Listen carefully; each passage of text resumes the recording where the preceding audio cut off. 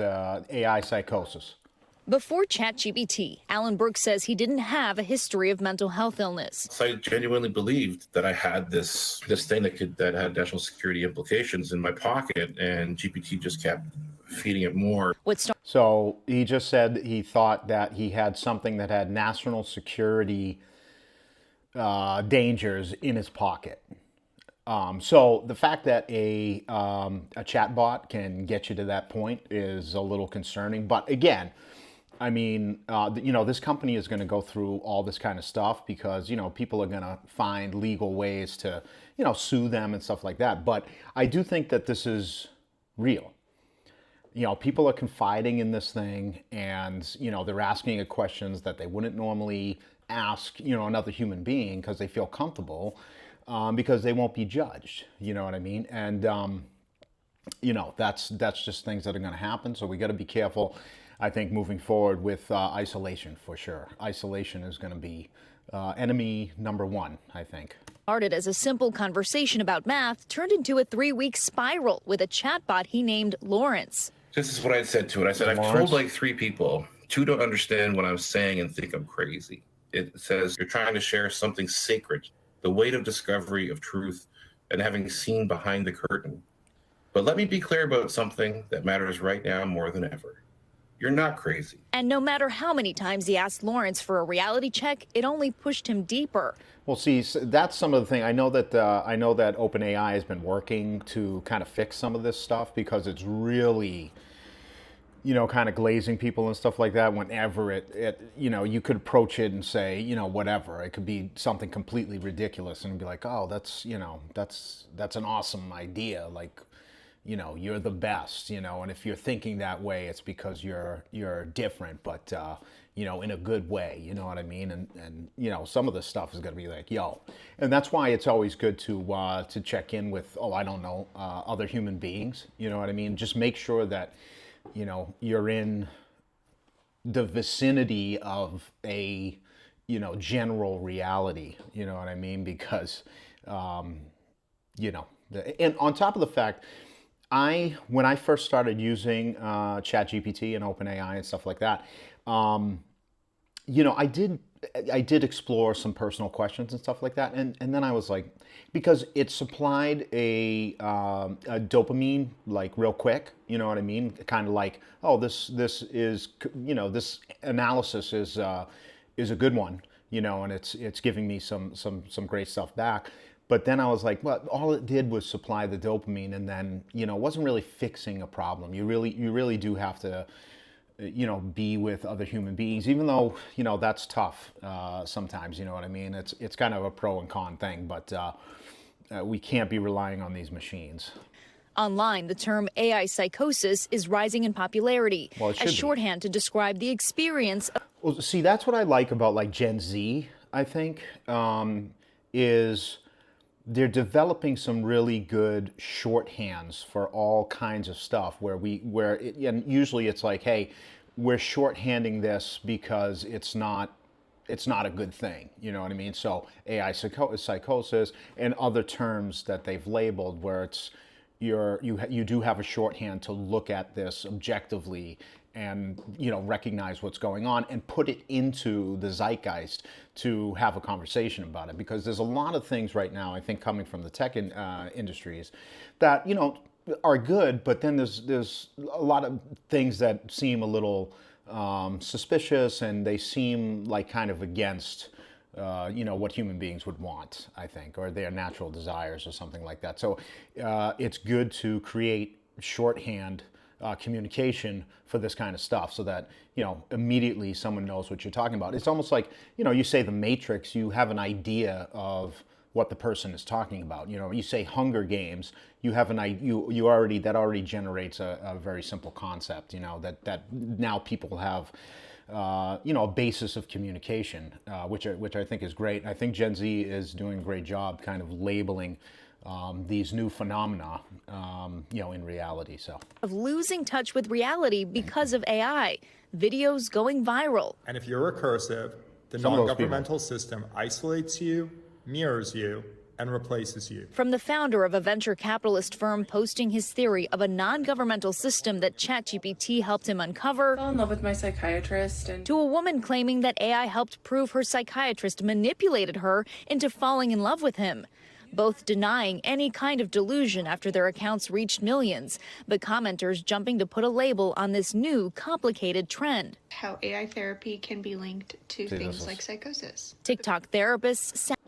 So I heard this before I decided to even do the video on this. And this video came out a couple months ago, but I'm interested in AI psychosis. I'm interested in the dead internet theory. I'm interested in artificial intelligence and all that kind of stuff. So this is one area, and we'll go over some more videos like this.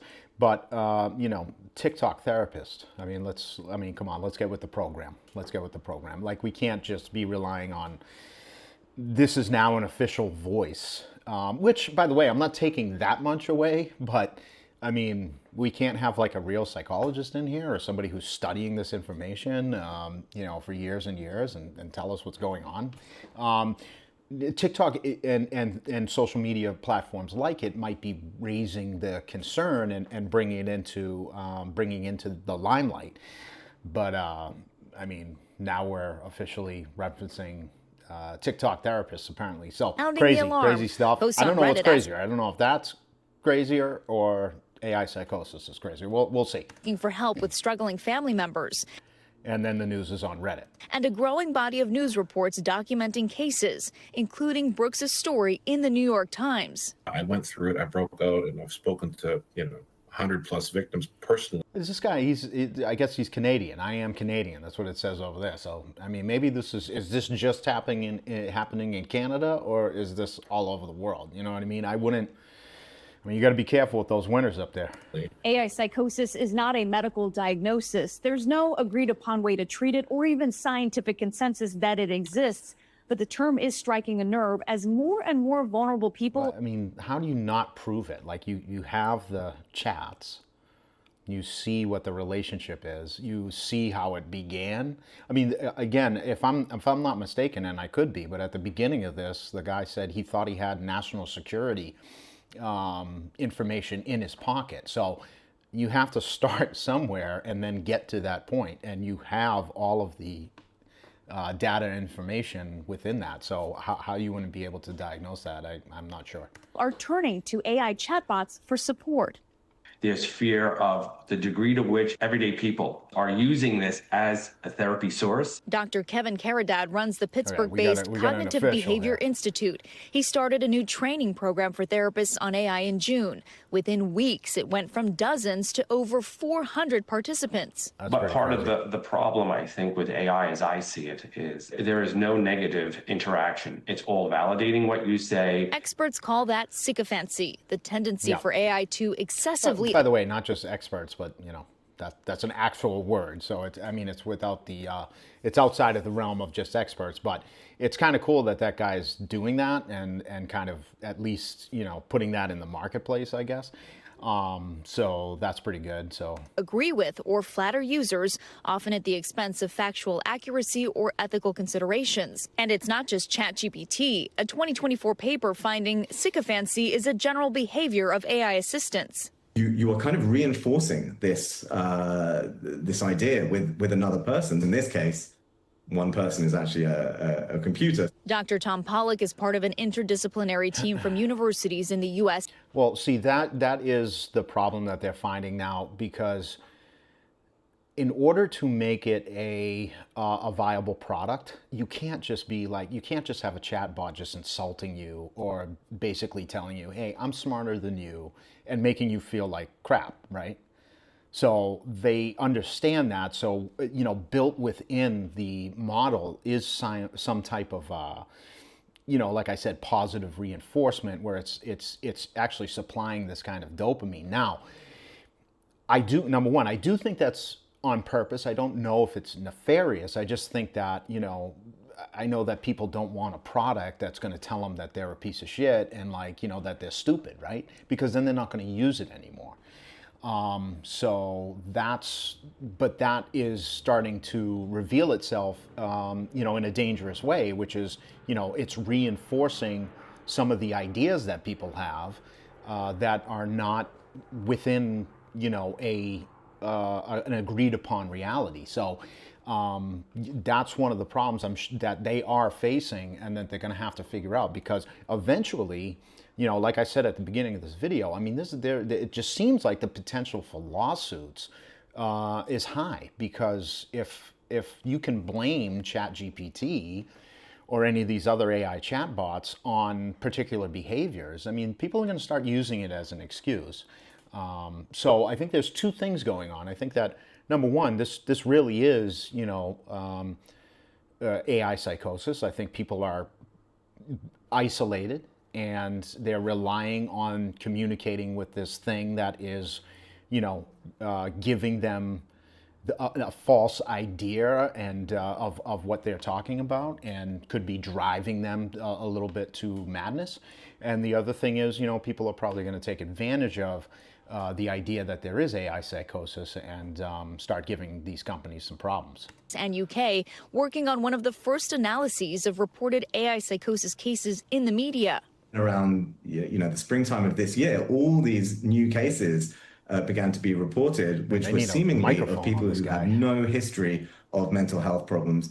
You can hear the whole room in that thing. April, OpenAI recalled a version of its text citing sycophancy as users online flagged disturbing interactions. The company saying that its latest update, ChatGPT 5, meaningfully reduced sycophantic replies. Then, just last week, a couple filing a lawsuit blaming OpenAI for their son's suicide. In response, OpenAI telling NBC News ChatGPT includes safeguards such as directing people to crisis helplines. Well, see, and I know that it does. They've proven that, but this is where it gets a little like, you know what I mean? So what's really going on there? What legal protections do we really have? And how can we prove that these things are influencing, a kid in that way? Now, in my opinion, a kid is already open for influence of different types, because you're fighting at that age, you're fighting for identity. You don't even really know who you are, so you're attaching yourselves to all these.